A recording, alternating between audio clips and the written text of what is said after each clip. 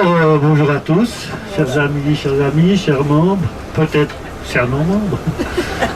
Nous voilà partis pour une, non pas une journée, mais pour une semaine qui va nous conduire dans un programme plein de surprises, plein de soleil on espère. D'après Yvan qui connaît tout sur la France, il s'est quasiment engagé à nous dire qu'on aura le bon. Alors, ben déjà, donc, je tenais à saluer tout le monde. Merci d'être venu, merci de vous être levé tôt. Bonjour à tous. Et donc, bienvenue pour cette nouvelle aventure qui nous attend. Alors, je crois que de toute façon, je connais tout le monde. Donc, c'est pour les personnes qui peut-être oublient mon prénom. Je suis donc Sylvie, votre Brigitte Bardot, avec quelques années de moins, mais... Et voilà, on retrouve donc le cours d'eau là. Pont de la Loire. On arrive bientôt d'ailleurs. J'ai arrêté, on y est. Alors je vous explique un peu ce que c'est que Guédelon. C'est un projet un petit peu particulier. Ici on bâtit un château fort du début du XIIIe siècle avec les outils, les moyens et les matériaux employés au XIIIe siècle. Bon, je vous donne la méthode si vous avez envie de construire un château fort. Vous choisissez la région pour des raisons politiques ou militaires, mais l'endroit précis pour des raisons techniques parce qu'on a les matériaux pour construire le château. Donc historiquement, ils sont pratiquement tous à côté d'une carrière de pierre. Là, nous, on ne peut pas faire plus près, on s'est installé dans la carrière. On prend les pierres autour pour les mettre au-dessus. Ah d'accord. Là, il n'y a pas plus court. Il n'y a pas de frais de transport. La roche qui est sous nos pieds, c'est du grès ferrugineux. Les grues à tambour sont les engins les plus puissants du chantier. Il y en a qui appellent ça des cages à écureuils. Mais nous, on connaît bien les ouvriers qui marchent à l'intérieur et ils ne mangent pas que des noisettes. On est même obligé de les nourrir et des fois, c'est un peu sportif. Il y a deux roues parallèles, donc deux ouvriers. Là, on lève des charges de 500 kg. Les paliers, c'est bois sur bois. Métal sur bois, mais à l'origine c'est bois sur bois. Mais on n'a pas été autorisé par la commission de sécurité. Il y a quand même quelques aménagements. Vous voyez qu'on a des boulons et des piches floutées. Normalement ce seraient des chevilles. Et là on n'a pas été autorisé à cheviller. Les tuiles de bois que vous voyez là s'appellent des tavaillons ou des essantes. Pas des bardeaux. Bardeaux c'est des tuiles de bois aussi mais sur des parois verticales, donc du bardage. L'avantage des tuiles en chêne, c'est que c'est plus plat et plus régulier que les tuiles de pin.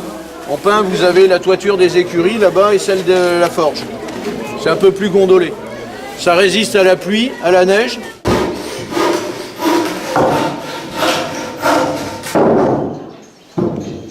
Là, dans un premier temps, pour les cols comme ça, on essaie de remplir un max de trous. Après, on va arroser, on va ficher avec du mortier et on... Ouais, merci les forgerons. C'est un peu... j'ai un peu bossé.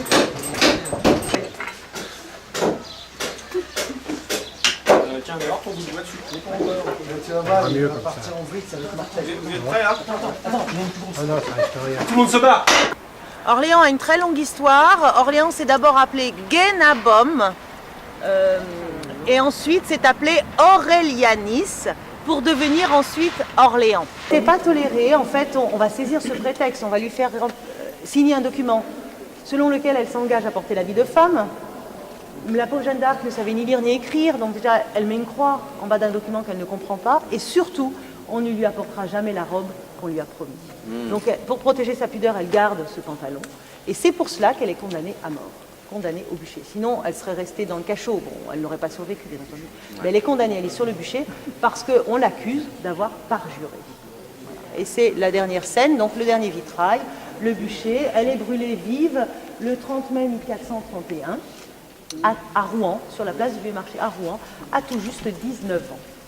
Et le roi Charles VII, qui avait été quand même sacré grâce à elle, n'a absolument pas levé le petit doigt pour essayer de faire quelque chose. Il aurait pu tenter, mais...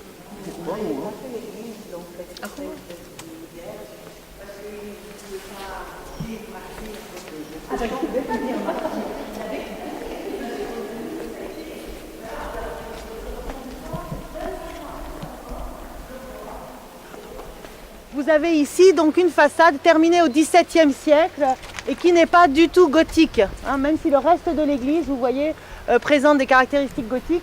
Ici, vous avez une entrée qui annonce le classicisme. Regardez ce portail hein, avec les colonnes corinthiennes, ce fronton triangulaire, hein, comme une entrée de porte grecque, de temple grec, hein, tout à fait. Et puis au-dessus, cette rose qui n'en est pas une, puisqu'il s'agit du soleil offert par Louis XIV. Louis XIV, il a offert ce soleil, et comme il n'était pas modeste, vous savez, Louis XIV, il était peut-être généreux, mais il voulait montrer sa générosité, eh bien il a décidé de se faire représenter au centre du soleil. Regardez bien, c'est le masque du roi au centre du soleil.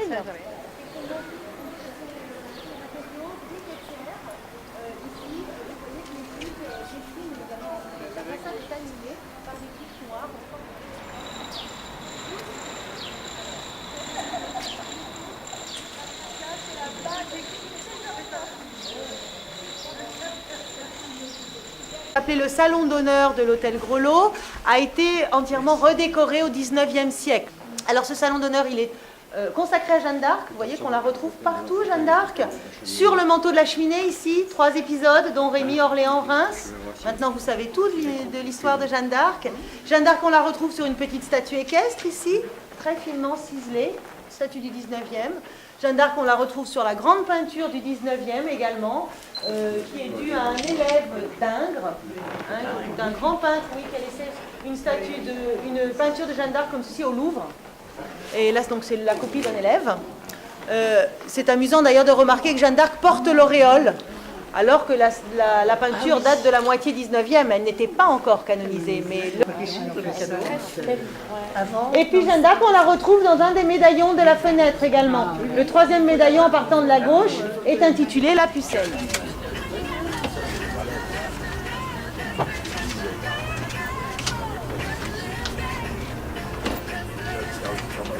Ça y est, les voilà. Tranquillez-vous tous.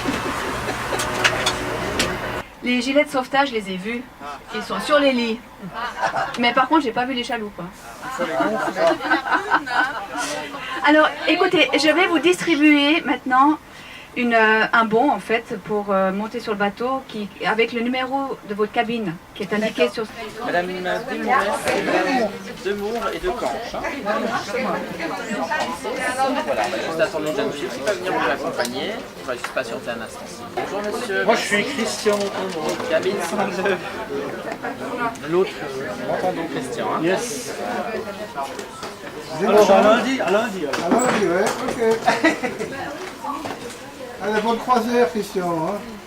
Oui, mais... Le vigneron monte sa vigne. Faut que tu descends dans la cave, là, tu veux dire. Est-ce que vous allez bien? Oui. Est-ce que vous avez fait bon voyage pour nous rejoindre ici à Honfleur? Oui. Alors, comme l'a dit Julie, je suis donc Julien, le commissaire de bord de ce bateau. On vous souhaite la bienvenue à bord du Botticelli. Je vais vous donner quelques informations concernant bien, la vie à bord de notre bateau. Des informations importantes que vous allez retrouver en grande partie dans votre cabine. Ensuite, on procédera à la présentation de l'ensemble de l'équipage. On va lever notre verre également avec le verre de bienvenue, hein, le cocktail de bienvenue, et ensuite on passera à table. C'était les abattoirs, c'est là où on tuait les bêtes. Une fois que les bêtes étaient tuées, vidées, dépecées, on venait vendre les quartiers de viande dans la rue des petites boucheries. Aujourd'hui, c'est la réserve de la boulangerie à laquelle elle sert de dépôt. Donc du fait de cet usage, ça a perduré. Les volets, ils étaient où dans les vieilles constructions, messieurs, dames? À l'intérieur, je ne vous le fais pas dire, madame, ils étaient à l'intérieur. Les remparts, ils passaient au coin de la maison, ils allaient dans la direction que je vous montre, au milieu du bassin, et là, il y avait un bastion d'angle. Et à partir de ce bastion d'angle, les remparts rejoignaient la lieutenant. Voilà la lieutenant. C'est derrière le bateau, avant l'arbre, où on voit un peu un arrachement, on voit où butaient les remparts. Et vous avez donc compris qu'il y avait un port d'échouage à l'intérieur des fortifications, comme à La Rochelle un petit peu, et au-delà des remparts, un fossé rempli d'eau. Le fossé Sainte-Catherine, que l'on franchissait par un pont-levis, on en verra la trace tout à l'heure, pour aller dans le faubourg Sainte-Catherine, où nous allons terminer notre visite tout à l'heure.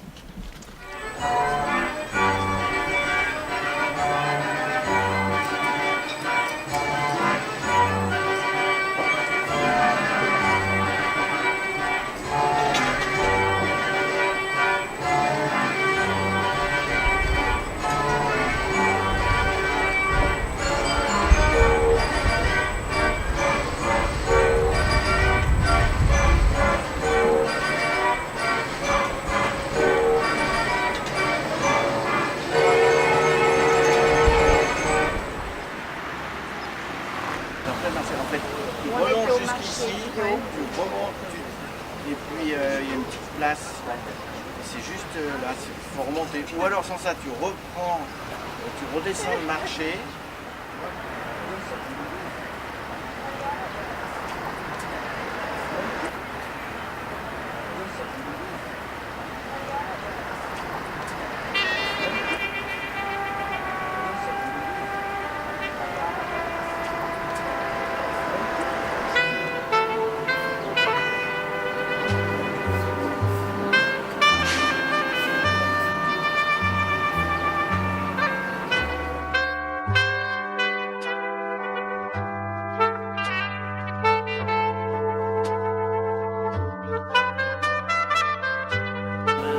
Dites-nous le gothique florien italien.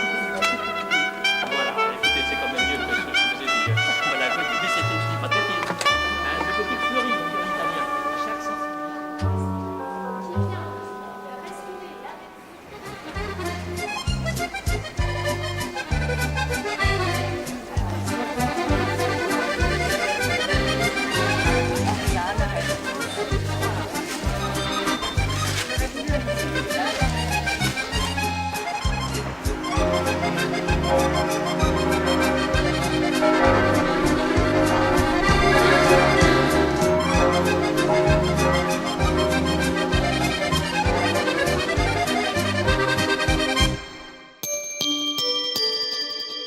on ira au château du Breuil. On ira au château du Breuil à l'intérieur des terres. Et là, vous verrez dans un parc arboré qui fait une trentaine d'hectares, il y a un très joli château classé monument historique. Et tout ce que vous voulez savoir, non pas sur le sexe, mais sur le Calvados, on vous l'expliquera. Voilà, c'est monsieur et madame Affenträger, tu rentres à droite. On aime l'ordre et la méthode, bien sûr. Voilà, et vous allez descendre du car. Alors, pour les 2500 litres de cidre qu'on avait au départ, on va réussir à obtenir environ 200 litres de cœur, me semble-t-il. Donc c'est normal que ce soit beaucoup moins puisque la distillation c'est en fait un tri. On sépare les alcools. Il y a des alcools à 90 degrés qui sont trop forts, qu'on ne peut pas consommer. Et il y a des alcools à 5-6 degrés à la fin de la distillation qui ne sont pas assez forts. Ces alcools, on va essayer de les redistiller afin de récupérer plus de cœur. Mais tout ne va pas devenir du cœur. Et donc ce qu'on ne peut pas faire vieillir pour le Calvados, on le garde et on va l'intégrer à d'autres substances pour en faire de l'engrais pour nos vergers. Donc ce n'est pas complètement perdu. De vieillissement, nous n'abritons ici qu'une petite partie de notre production, c'est notre plus petit chai de vieillissement. Nous en avons deux autres bien plus grands, mais nous vous montrons celui-ci puisque c'est le plus beau, bien sûr. Donc, notamment à cause de sa belle charpente en bois, qui vous a rappelé un autre bâtiment que vous avez visité à Honfleur et qui a la même, qui vous rappellera aussi l'église Sainte-Catherine à Honfleur. Voilà. Alors, pour le vieillissement, nous n'utilisons que des fûts en bois de chêne du Limousin, parce que c'est le meilleur bois pour le vieillissement de notre Calvados. Le vieillissement va consister à stocker notre Calvados dans différents fûts pendant un certain temps.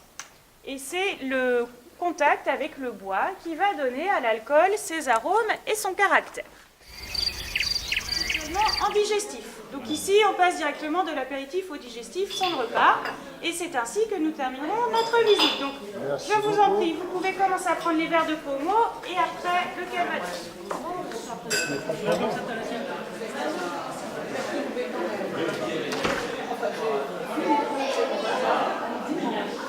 Cette entreprise est ISO 9001.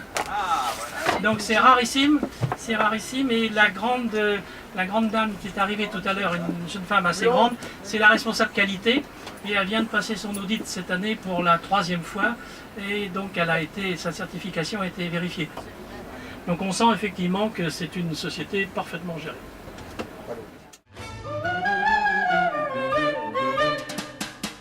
Le jour où la pluie viendra, nous serons, toi et moi, les plus riches du monde, les plus riches du monde, les arbres pleurant de joie offriront dans leurs bras. Jumping with my boys, sit right here in the city. Don't you know that it was grand, really grand, so grand. Then you came along, boy, and sang a groovy song, and I asked, who's that? Is there what you call and what you doing tonight? I hope you're in the mood because I'm feeling just right. Close about a corner with a table for two. Hear the music, mellow in some gay rendezvous. There's no chance romancing with a blue attitude.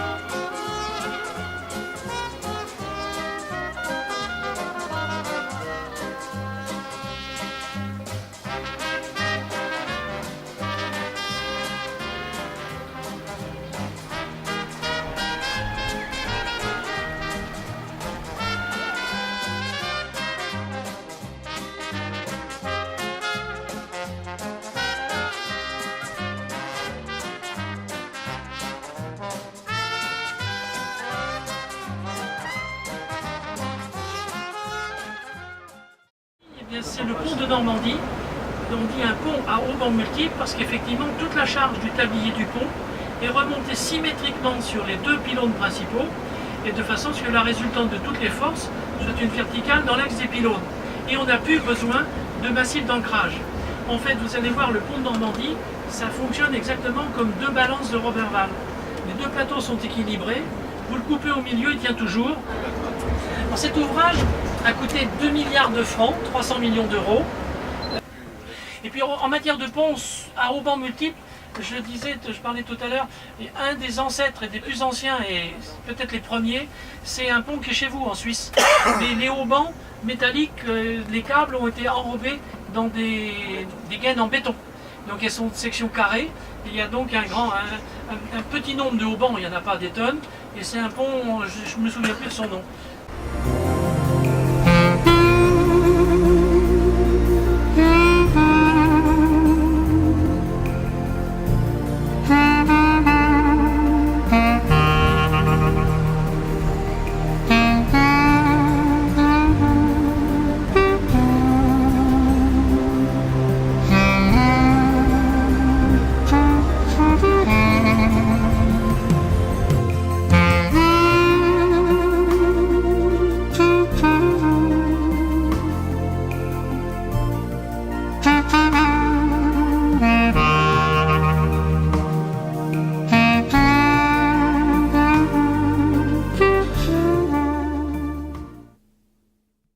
Pour vous dire qu'on a drôlement bien dormi cette nuit.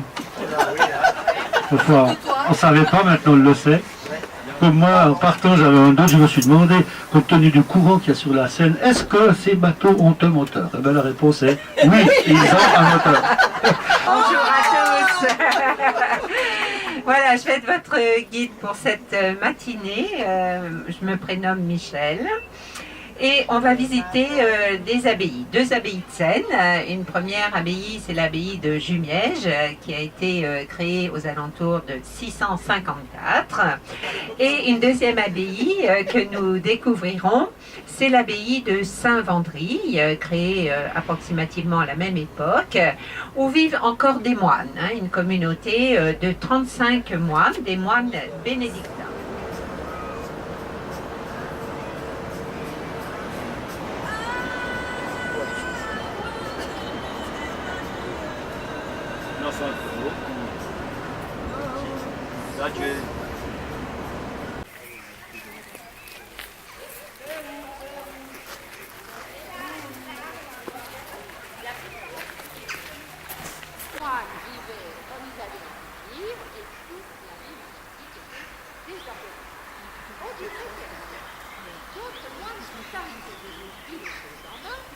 C'était les moines moristes de la congrégation de Saint-Maur de Côté, à côté de Paris, Vincennes. Ces moines étaient au premier niveau, on voit un...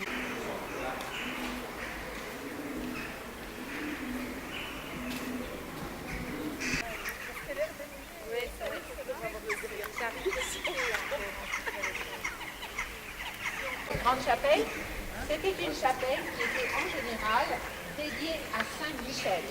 Saint-Michel, qui terrorise le dragon au niveau des arcades, par exemple. Hein. Tout était peint, et ça on oublie souvent finalement que les églises, les cathédrales étaient peintes au Moyen-Âge. Hein. Très peu de décoration, très peu de décoration au niveau de l'architecture romane.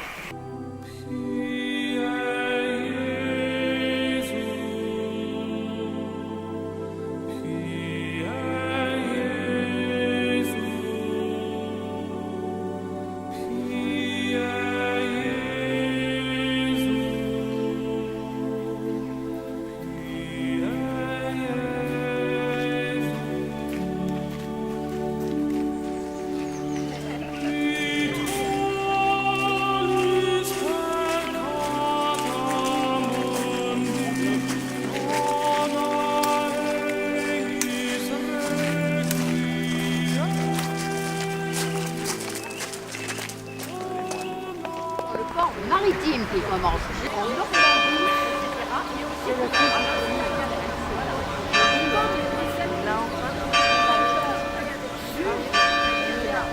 il y avait un tribunal également.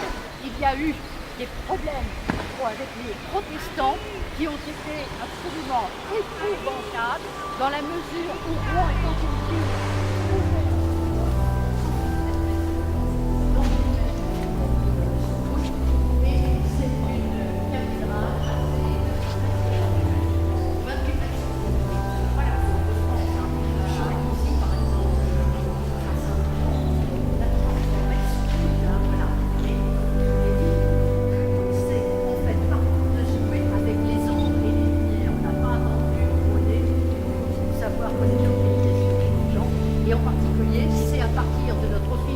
Donc la cathédrale romane, petit à petit on la classait, évidemment quand c'est pas tout en même temps, hein, on se donnait des lieux pour bien sûr faire célébrer le culte, on en gardait un petit peu, mais là du coup il va y avoir après une accélération à partir donc après 1200, il faut que Jean Santerre mette un petit peu la main à la poche pour pouvoir en fait accélérer donc la construction de la cathédrale, puisque la cathédrale romane, elle, a été très touchée par le feu. Bon.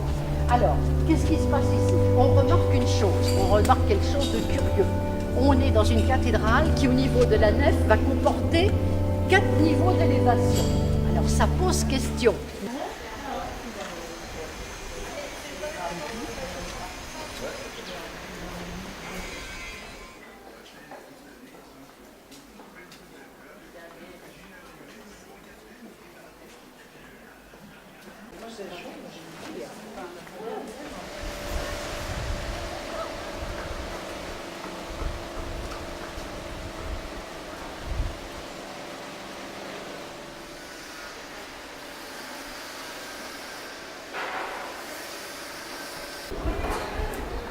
Mon endroit favori, malheureusement, il est plein d'eau. Alors, je ne vais pas vous installer là, parce que c'est la mare au canard. On a reconstruit le beffroi, et puis ici, on était sur une ancienne porte de ville, la porte Massacre.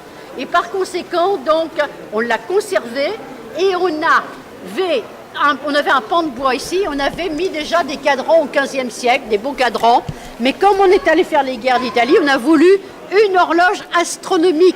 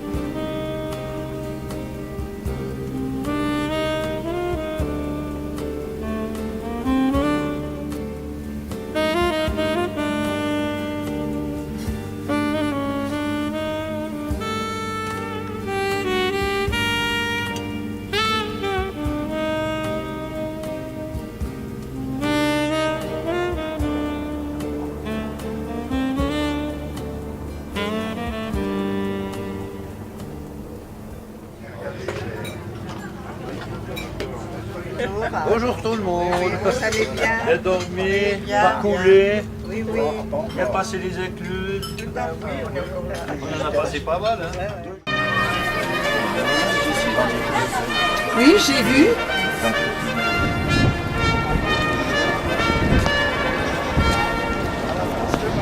Non mais c'est vrai, il y a beaucoup de monde dans le château de Versailles, vous le verrez. Il y a toujours beaucoup de monde.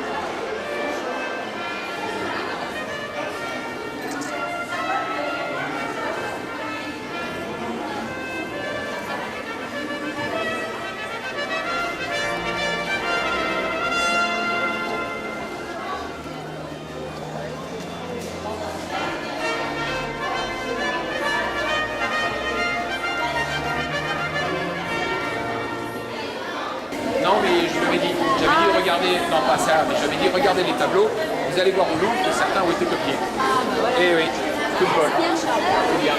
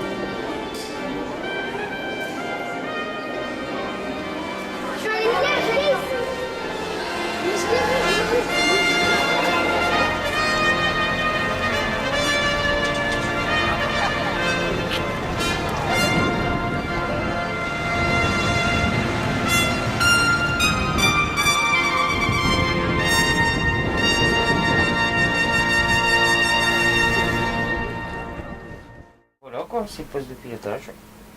Avec le radar qui est juste devant vous là. C'est ce qui nous permet de naviguer la nuit et dans le brouillard. Voilà, d'accord. Voilà, ici. C'est ce qu'on voit sur nos postes de télévision, non? C'est la caméra hein, sur les postes de télévision. Oui. Ça c'est ce qui nous indique les berges, les obstacles et les bateaux qui viennent dans l'autre sens. Mais de nuit, il y a beaucoup de bateaux qui circulent ou... Il y a quelques-uns, tout ce qui est bateau de croisière et tout ce qui est bateau de compagnie. D'accord, ok. Voilà. Et puis je pense qu'il y a effectivement beaucoup de transport de commerce, de choses comme Oui, ça. oui, en Seine ça s'est bien développé. D'accord. Et il y a beaucoup de bateaux de croisière, ou bien vous êtes parmi les seuls, Croisière Europe, ou il y a d'autres compagnies? Non, oui, il y a d'autres compagnies, mais on est la seule compagnie française. D'accord.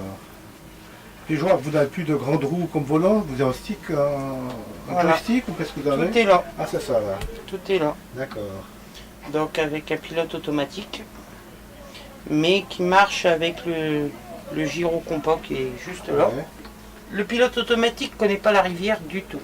D'accord. Donc c'est le pilote qui indique des degrés et le pilote lui fait les degrés qu'on lui demande. D'accord. Ok. Et puis là, bon, j'ai pas fait attention, mais de nuit vous circulez avec des grands phares allumés ou ça se passe Du comment? tout, le radar. Que le radar? Que le radar. Ouais, ouais. Alors là, expliquez-moi, là, on voit le bateau là sur le radar? Il est là le bateau. Ah ouais. D'accord. Et chaque côté c'est les digues, les berges.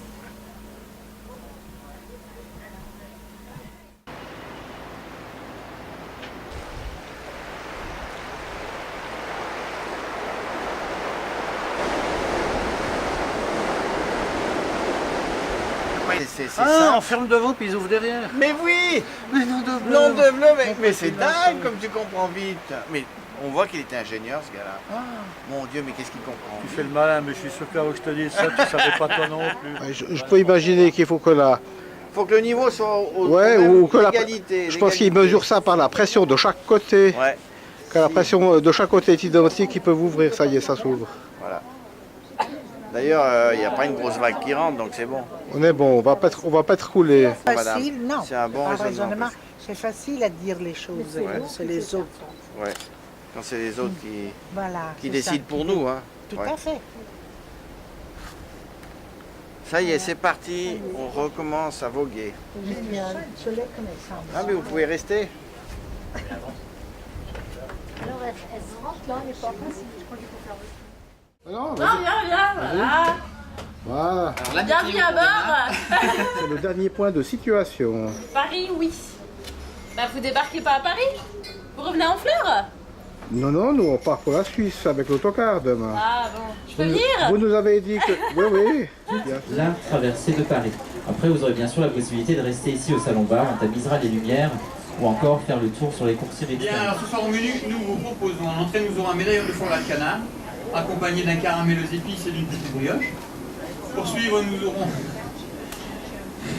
un carré de veau, accompagné de petits légumes et d'une purée de petits marrons. Ensuite, nous aurons un feuilleté au maroilles, accompagné d'une petite salade. Et comme dessert, nous aurons une omelette norvégienne.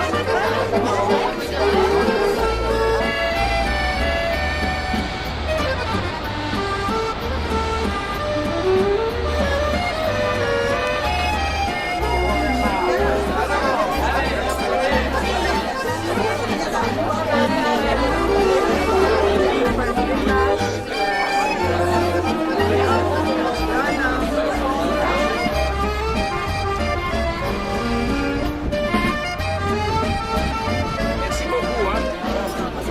Et après, je leur fais une aqua. C'est bon.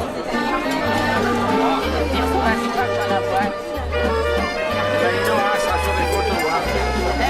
Attention, je vais dire droit d'auteur. À la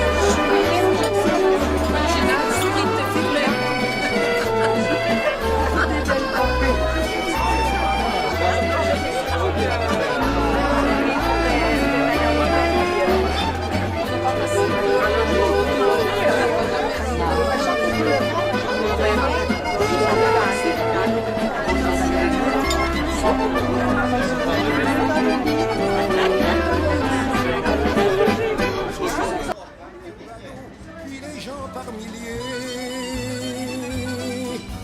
sous le ciel de Paris, jusqu'au soir vont chanter l'hymne d'un peuple épris de sa vieille cité, près de Notre-Dame, parfois couvre un drame, oui mais à Paname, tout peut s'arranger. Quelques rayons du ciel d'été, l'accordéon d'un marinier, l'espoir fleurit au cœur de Paris. Sous le ciel de Paris coule un fleuve joyeux. Il endort dans la nuit les clochards et les gueux. Sous le ciel de Paris, les oiseaux du bon Dieu viennent du monde entier pour bavarder entre eux. Et le ciel de Paris a son secret pour lui. Depuis 20 siècles, il est épris de notre île Saint-Louis. Quand elle lui sourit, il met son habit bleu. Quand il pleut sur Paris, c'est qu'il est malheureux. Quand il est trop jaloux de ses millions d'amants, il fait gronder sur nous son tonnerre éclatant. Mais le ciel de Paris n'est pas longtemps cruel. Pour se faire pardonner, il offre un arc-en-ciel.